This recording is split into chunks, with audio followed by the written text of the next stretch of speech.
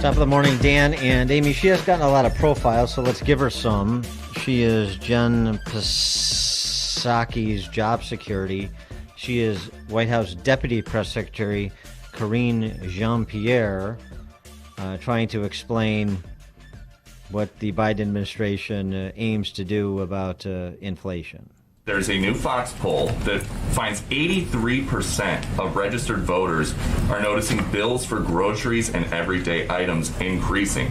So how is that any different than a new tax? Well, look, and when you say, can you give me a little bit more? Like, what's the... Well, the supply chain is all backed up. There are bottlenecks, empty shelves, prices going up, people are paying more. And so how is that any different than a new tax? So I would say this, we're dealing with a historic and evolving pandemic that is impacting our economy, right? We have seen it for the past year and a half. That's what people have been dealing with. And it is having an outsized impact on our global supply chain.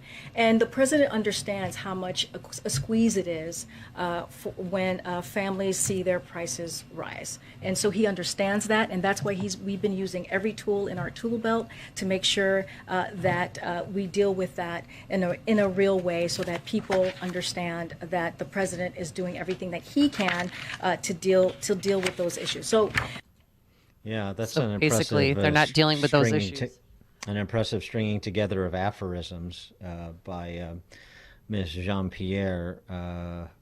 Tools in your tool belt now went from toolbox to tool belt. We're doing things, everything you can to lower prices, like begging Saudi Arabia to provide us more oil. Because all of this is going to be passed on to the consumer. I mean, you have 80 cargo ships still waiting to dock that have goods on it. And then you have to transport, and trucking companies have to pay more money to try to attract more employees. And they're going to pass that on to consumers. So it's not going to get better anytime soon, and I'm getting nervous.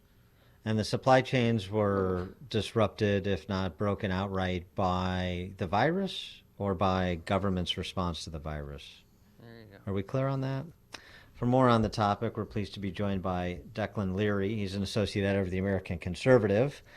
Declan, thanks for joining us. Appreciate it. Thanks for having me, Dan. So you wrote this piece about supply chains in part, sort of the third rail of free market economics you chose to touch, going after Leonard Read's famous I Pencil essay, which is one of my personal favorites as well. Is what we've seen happen over the last, just few months, but over the last 18 months, the buildup that's generated the outcomes of the last 3 months. Is that the failure of the market, or is that the failure of government? It's a bit of both, definitely. We certainly would not be here without, government lockdowns, without poorly executed and poorly considered government regulations. But we cannot place the entirety of the blame at the government's doorstep. There's a lot of blame that has to be put on the actual function of the markets, and whether the crisis itself is a market failure is a more difficult question to answer, but certainly our failure to address it and the level of vulnerability we have to failures in the supply chain is a problem with what we might call the free market. When we offshore labor, when we offshore resources, when we depend entirely on these globalized supply chains for our basic daily functions. Let's go look at why some businesses do the things they do. When we offshore jobs or we offshore supply aspects of the supply chain, does the tax and regulatory environment, the United States, have something to do with that? So the policies that incentivize businesses to go elsewhere for labor they may have otherwise been able to find here, resources they may have otherwise been able to find here, facilities they could have otherwise built here, but they face regulatory hurdles, cost structures artificially inflated by government that they don't face in other countries. It has some impact, sure, or it might have some theoretical impact, but at the end of the day, even without a government imposed minimum wage, which is a policy that I oppose, you're never going to get American citizens to work for the same wage that you're going to get people to work in an Indonesian sweatshop. So even without the government regulations, there's no chance of the free market reshoring labor into the United States. Well, not all labor, but I mean, but yes. So again, the distribution. Do we want to? Does every job need to be of every American company need to exist in America? Does every piece of raw material that a business needs for its business need to be sourced in America? Every single one, or is it highest best use of scarce resources, whether it's labor, raw materials, without government intervention? It's certainly not. The highest good is not the best use of scarce resources. The highest good is what provides the best possible outcome for the American people. And that's not always necessarily lower prices if those lower prices come at the cost of dependency on external labor and resources, and at the cost of jobs leaving the United States. So the way to prevent the maldistribution of resources against American interests or opportunities leaving the United States is to put the government in charge of making sure they don't? The government absolutely has a role in protecting the economic interests of the American people, yes. Mm-hmm. And you have more faith in that centralized bureaucracy in Washington, D.C., making sure that companies grow just so and in just these places, and sort of calibrating everything for the best interests of the American consumer, I guess we would say, because you say it's not just low prices, but I don't know. I always was taught to look at economics through the eyes of the consumer. That's sort of not just Frederick Bastiat, but also Sam Walton. And you're saying, no, let's look at them through the eyes of the policymaker. Well, this is the divide on the right now, not between looking at economics through the eyes of the consumer, through the eyes of the policymaker, but looking at economics through the eyes of the consumer or through the eyes of the worker. And the new right is insistent that we have to look at the interests of the American worker. And does the laborer have a secure source of income, and is he able to actually enjoy the fruits of his labor to the fullest degree possible? And rather than, what can he buy? How cheap can we possibly make all of the material goods that he's consuming? We need to look at how do we build the economic environment in which he has security and productivity. So it's not about siding with the bureaucrats or siding with the consumer. It's about siding with the market above all else, trying to put our faith in abstract and invisible structures, or trying to use the power of the government, which if we don't use, our enemies are going to use against us in the service of the American worker and American families. Yeah, I understand the argument, and I understand the basis for it, but also we have these choices. We have to choose from imperfect options. The market is not my God. So I don't have religious fervor with respect to the market. It's just the rules of the game by which human beings can interact. And so the question is, who makes the rules of the game? What is the most moral as well as efficient way to do that provides the most opportunity for the most people? And then I think since we're a couple 150 years into this experiment, how did we get from where we were to the wealthiest nation in the world? Was it because of the precision of government policymakers, or was because of the creative certainly. energies the reason of that America entrepreneurs? Became dominant was because of Alexander Hamilton and other early American thinkers, American School of Economics, and American system. And this was understood a very strong role for the government in building an economy, and especially in protecting the national economic interest against foreign forces and against and over foreign economies. So certainly, how did we get here from the economic situation of 1776? It's by, strong activist government working in defense and in the interest of the American people. Really, government has been the means to our prosperity. That's the story of America?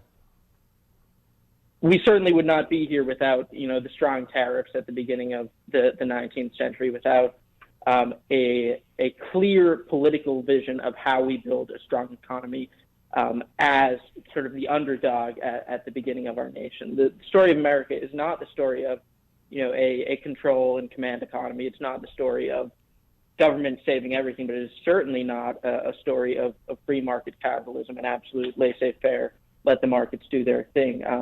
That's certainly a revisionist account that the American right has been leaning into since about World War II, when we decided we were going to become liberals.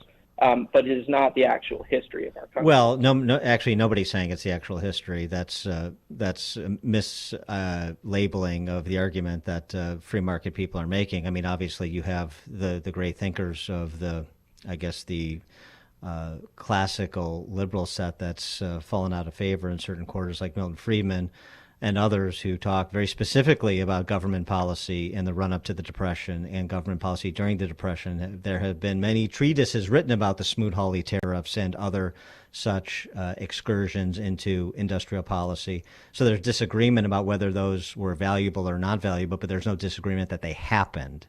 It's just an interpretation of whether that was wise policy or not that should be modeled going forward. So that's a bit different. Right, but I mean, I'm talking about the early 19th century, and you're talking about the early 20th. Certainly, your question was, how did we become an economic superpower? And that's the story of the 19th century. And how we started decline is the story of the 20th century. Well, I mean, so the Industrial Revolution would be the paradigm shifting event that brought about American hegemony in the 20th century as Britain declined, right?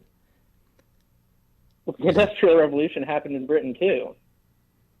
Well, I understand, but okay. Well, then you tell me then. What is your interpretation of America's rise to the 20th century superpower?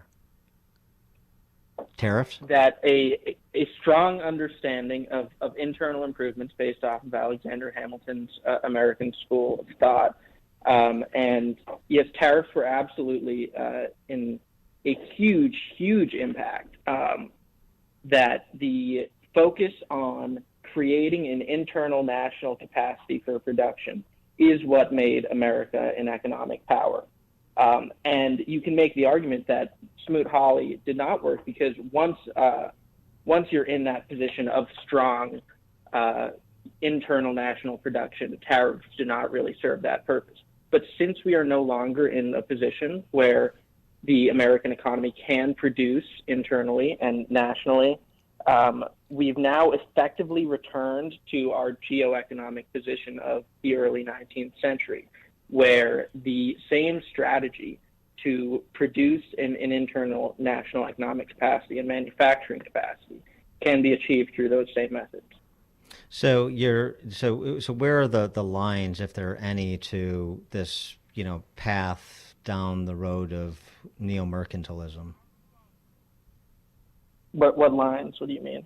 Where are the lines of government intervention in matters economic in the lives of Americans? Are there any lines here when it comes to government policy making, that any restraints on government? That seemed to be something I recall being important to the founders.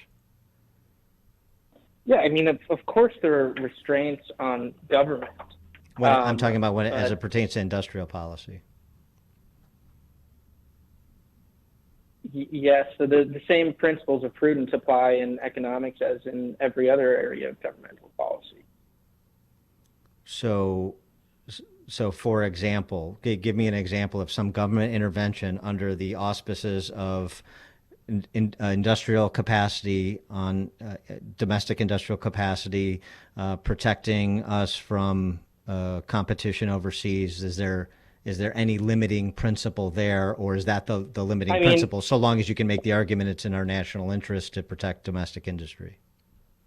For instance, the government can't or shouldn't set up its own factories. We don't want the government controlling the means of production.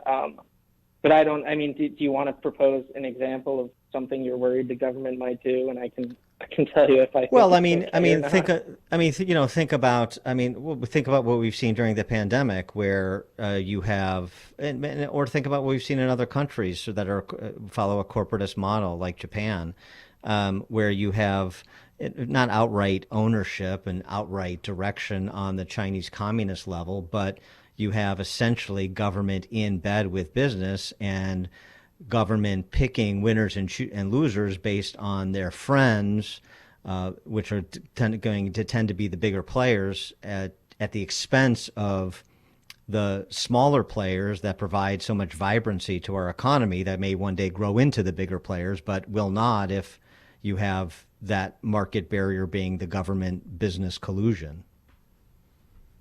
Right. I mean, cronyism is certainly antithetical to this school of thinking. We don't want to create internal monopolies, and we don't want the government to be allying itself with singularly powerful market actors against the interests of other domestic market actors. It's really about government acting in the interest of domestic actors against the interests of foreign actors. So, the simple answer is actions that are in the national economic interest are prudential, and actions that are not in the national economic interest are not. And all of the examples that you're suggesting are not actually in the American economic interest. Well, right, but it's just tough to, getting the cronyism out of government, especially this size, is like trying to get the wet out of water. You know what I mean?